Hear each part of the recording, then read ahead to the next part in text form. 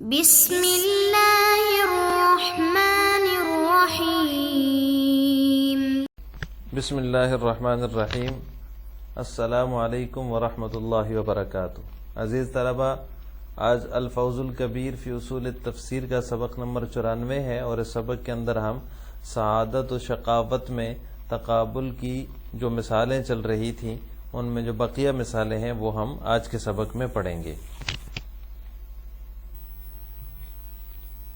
وقوله تعالی قد افلح المؤمنون الذين هم في صلاتهم خاشعون، وقوله تعالی ولا تطع كل حلاف مهين، ولا يلزم في هذه الصور ان تتوفر تلك الخصوصيات بعينها في شخص كما لا يلزم في قوله تعالى كمثل حبة أنبتت 7 سنابل في كل سنبلة 100 حبة ان توجد حبة بهذه الصفة، انما المقصود تصوير زيادة الأجر لا غير، فإن وجدت صورة توافق ذلك في أكثر الخصوصيات أو في كلها كان ذلك من قبيل لزوم ما لا يلتزم، اور اسی پر محمول کیا جائے گا وعلى مثل هذا تحمل محمول کیا جائے گا اللہ تعالیٰ کا فرمان قد افلح المؤمنون الذين هم في صلاتهم خاشعون، یعنی اس کا ترجمہ یہ ہوا کہ ان مسلمانوں نے فلاح پائی جو اپنی نماز میں خشوع کرنے والے ہیں۔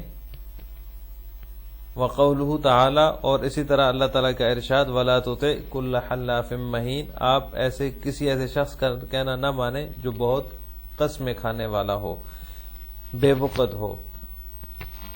ولا یلزم فی ہذہ الصور، آگے شاہ صاحب فرماتے ہیں کہ صورت میں یہ ضروری نہیں کہ وہ صورتیں جو ہیں وہ خصوصیات جو ہیں جو آیاتوں میں مذکور ہوں وہ کسی ایک شخص میں بعین ہی پائی جائیں۔ کما لا یلزم فی قولہ تعالی، جیسے کہ اللہ تعالیٰ کا فرمان ہے کمثل حبۃ انبتت 7 سنابل فی کل سنبلۃ 100 حبہ، کہ یہ ضروری نہیں کہ اس کی صفت جو خوبی ہے کا کوئی دانہ پایا جاتا ہو، مقصد تو ان توجد حبۃ بہذہ الصفہ کہ اس صفت کا کوئی دانہ پایا جاتا ہو۔ انما مقصود تو تصویر زیادت الاجر لا غیر ہے، یعنی ثواب کی زیادتی کی منظر کشی کرنا ہے نہ کہ کچھ اور۔ فین وجدت صورت، لہذا اگر کوئی ایسی صورت مل جائے توافق ذلك فی اکثر الخصوصیات، جو موافق ہو کل خصوصیات میں اکثر میں، او فی کلھا یا کل کے اندر، کان ذلك من قبیل لزوم ما لا یلتزم، تو یہ توافق جو ہے یہ لزوم ما لا یلتزم کے قبیل سے ہوگا۔ تو مصنف رحمہ اللہ تعالیٰ سعادت و شقاوت کی مثالیں ذکر کر رہے تھے، ان میں سے 3 کا ذکر ہم نے گزشتہ سبق میں پڑھ لیا ہے۔ آج کے سبق میں ہم مزید 2 کی تفصیل پڑھیں گے۔ نمبر 4 جو مثال ہے سعادت اور شقاوت کے تقابل میں جو مصنف نے ذکر کی ہے وہ ہے قد افلح المؤمنون الذین هم فی صلاتهم خاشعون۔ سورہ مومنون کی 2 آیتیں مصنف نے ان 10 بر آیات کی طرف اشارہ کرنے کے لیے یہ جو ہے وہ پیش کی ہیں، جن میں مومنین کے اعمال حسنہ اور ان کے نیک انجام کا تذکرہ ہے۔ یعنی جو مصنف نے ان 10 بر آیات کی طرف اشارہ کیا ہے قد افلح المؤمنون الذین هم فی صلاتهم خاشعون، یہ 2 آیتیں مصنف نے ذکر کی ہیں اور ان 10 بر آیات کی طرف اشارہ کیا ہے جن میں مومنین کے اعمال حسنہ اور ان کے نیک انجام کا تذکرہ ہے۔ مقصد کیا ہے؟ مقصد نیک روحوں کے اعمال اور انجام کے ذریعے تذکیر اور ترغیب ہے، یعنی ان آیات سے مقصد جو ہے وہ نیک روحوں کے اعمال اور انجام کے ذریعے تذکیر اور ترغیب ہے، یعنی مومنین کے جو اعمال حسنہ اور ان کے نیک انجام کا جو تذکرہ کیا اللہ تعالیٰ نے ان 10 بارہ آیات کے اندر، تو اس سے مقصد تذکیر اور ترغیب ہے اور کچھ بھی مقصد نہیں ہے۔ تو یہ جو ہے 4تھی مثال ہے جو اس میں جو ہے وہ جو نیک بختوں کے اعمال ہیں اور سعید روحوں کے اعمال ہیں اور ان کے انجام ہے جو ہے وہ اس کے ذریعے اللہ تعالیٰ نے تذکیر فرمائی ہے۔ اس کے بعد جو 5ویں مثال شاہ صاحب نے ذکر کی ہے وہ ہے وَلَا تُطِعْ كُلَّ حَلَّافٍ مَّهِينٍ، یہ سورہ نون والقلم وما یسطرون کی جو ہے وہ آیات جو ہیں ان کی طرف اشارہ ہے. وَلَا تُطِیعْ كُلَّ حَلَّافٍ مَّهِینٍ هَمَّازٍ مَّشَّاءٍ بِنَمِیمٍ مَّنَّاعٍ لِّلْخَیْرِ مُعْتَدٍ أَثِیمٍ عُتُلٍّ بَعْدَ ذَلِکَ زَنِیمٍ أَن کَانَ ذَا مَالٍ وَبَنِینَ اِذَا تُتْلَىٰ عَلَیْهِ آیاتُنَا قَالَ أَسَاطِیرُ الْأَوَّلِینَ سَنَسِمُهُ عَلَى الْخُرْطُومِ.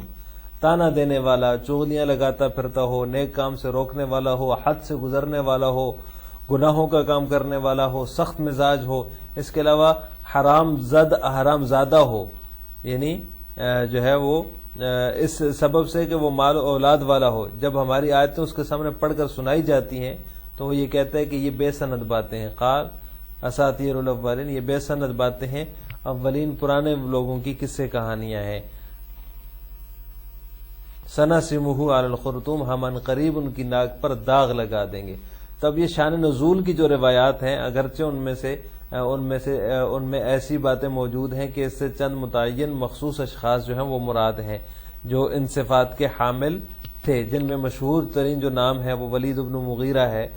اس کے علاوہ اخنس بن شریق ہے، اسود بن عبد یغوث ہے، وغیرہ وغیرہ، اور اس طرح ابو جہل کا نام بھی آتا ہے. لیکن جو سچی اور حق بات یہ ہے کہ آیت اپنے مفہوم کے لحاظ سے ہر خبیث اور رذیل والوں کے حق میں ہے. یعنی یہ اپنے مفہوم کے لحاظ سے جو آیت ہے، جو آیات وَلَا تُطِیعْ كُلَّ حَلَّافٍ مَّهِینٍ هَمَّازٍ مَّشَّاءٍ بِنَمِیمٍ الی آخری جو ہیں، یہ ہر خبیث اور رذیل والوں کے حق میں ہے. یعنی جن کے جو ہے وہ خصائل ایسے ہیں جس کے اندر سے خباثت ٹپکتی ہے اور خصائل رذیلہ کے وہ حامل ہیں، ان کے حق میں ہے. مصنف بھی اس کے قائل ہیں، اس سے کوئی متعین شخص مراد نہیں ہے. کہنے کا مطلب یہ ہے کہ جس طرح کہا جاتا ہے کہ اخنس بن شریق ہے، اسود بن عبد یغوث ہے، اور اس طرح ولید بن مغیرہ کا نام لیا جاتا ہے کہ وہ اس سے مراد ہیں، اس آیات سے، وہ بھی مراد ہو سکتے ہیں. لیکن جو اپنے عمومی جو مفہوم ہے اس کا، ان آیات کا، وہ اس لحاظ سے جو ہے یہ ہر خبیث اور رذیل خصائل والے لوگوں کے بارے میں ہے یہ آیات. اگرچہ وہ جو مخاطب اولین ہیں وہ اس سے مراد وہ بھی ہو سکتے ہیں جن کا نام لیا جا رہا ہے. اس سے آگے جو عبارت ہے ان مثالوں کے بعد، اس میں مصنف نے متن میں 2 قسم کے دعوے پیش کیے ہیں. وہ ان میں سے پہلا یہ ہے کہ فطرت انسانی کے احوال سے متعلق آیات میں مفہوم کا عموم مقصود ہوتا ہے، اشخاص اور افراد کی تعیین اور تخصیص مقصود نہیں ہوتی، خواہ وہ آیت کسی پر صادق ہی کیوں نہ آ رہی ہو. یعنی کسی شخص معین پر وہ آیت صادق آ رہی ہو تو بھی اس سے وہ ہے جو ہے وہ مفہوم کا عموم مقصود ہے. یعنی اس کے مفہوم کے اندر عموم ہوتا ہے، وہ بھی ہو سکتا ہے اس سے مراد جس کے اوپر وہ صادق آ رہی ہے، اور جس کے اوپر فی الحال وہ صادق نہیں آ رہی لیکن اس کا جو ہے نا وہ مقصد ایک ہی ہے، برائی کا انکار ہے، یا کچھ بھی ہے جس کی ہم نے مثالیں پیچھے پڑھی ہیں، یا کسی جاہلی رسم و رواج پر جو ہے وہ قدغن لگانا ہے، لیکن واقعہ الگ الگ ہے تو بھی وہ اس کے مفہوم میں داخل ہوگا. ایک دعویٰ تو یہ ہے. دوسرا دعویٰ یہ ہے کہ ان آیات میں جن صفات کا ذکر ہوتا ہے ان تمام صفات کے حامل کسی فرد جماعت کا وجود ضروری نہیں ہے. پہلے دعوے سے متعلق کئی آیتیں مثال میں پیش کی گئی ہیں گزشتہ اسباق میں. دوسرے دعوے کی دلیل پیش کی گئی ہے کہ جیسے ایسا دانہ جس سے 7 بالیں اگیں اور ہر بال میں 100 دانے ہوں. اب یہ جو مثال جو ہے وہ ذکر کی ہے، یہ ان آیات میں جن صفات کا ذکر ہوتا ہے ان تمام صفات کے حامل کسی فرد جماعت کا وجود ضروری نہیں ہے. تو اس کی مثال ذکر کی ہے جس کو مصنف نے جو ہے وہ عبارت کو اپنی جو ہے وہ عبارت کے اندر جو ہے وہ آیت ذکر کی ہے، کمثل حبۃ انبتت 7 سنابل، کہ ایسا دانہ جس سے 7 بالیں اگیں اور ہر بال میں 100 دانے ہوں. تو اب یہ ضروری نہیں ہے کہ ان تمام صفات کا حامل جو وہ ماضی میں اس کا وجود ضروری ہے، وجود ضروری نہیں ہے. دعوے سے جو ہے وہ پہلے اس کا پایا جانا ضروری نہیں ہے. نزول آیت سے پہلے وجود ہونا اس کا ضروری نہیں تھا. قرآن نے بعض ثواب کی زیادتی دل نشین کرنے کے لیے اس کا ذکر کیا ہے، تو لہٰذا نزول آیت سے پہلے اس کا موجود ہونا ضروری نہیں ہے، اور نہ ہی جو ہے وہ ایک بالی میں 100 دانے یہ آیت کے نزول سے پہلے موجود تھا. تو قرآن نے اس میں صرف اور صرف ثواب کی زیادتی کے پیش نظر جو ہے تاکہ وہ دل میں جو ہے وہ بس جائے اس لیے اس کا ذکر کیا ہے۔ اسی طرح سابقہ آیتوں کو بھی سمجھنا چاہیے، اور یہ آیت کریمہ اس بات کی دلیل ہے کہ آیات قرآنیہ میں جن صفات کا ذکر کیا جاتا ہے ان صفات کے حامل اشخاص کا وجود بھی ضروری نہیں ہے۔ تو یہ دو قسم کے دعوے مصنف نے آخری عبارت میں، جو ہم نے آخر میں آپ کے سامنے پڑھی مثالوں کے بعد، اس میں ذکر کیے ہیں۔ آج کے سبق کا خلاصہ یہ ہوا کہ ہم نے سعادت و شقاوت کے تقابل میں مزید 2 قرآنی مثالوں کی تفصیل پڑھی، اور ساتھ میں مصنف نے جو آیات قرآنیہ کے حوالے سے 2 دعوے ذکر کیے عبارت میں، ان کی بھی تفصیل پڑھی ہے۔ السلام علیکم ورحمۃ اللہ وبرکاتہ۔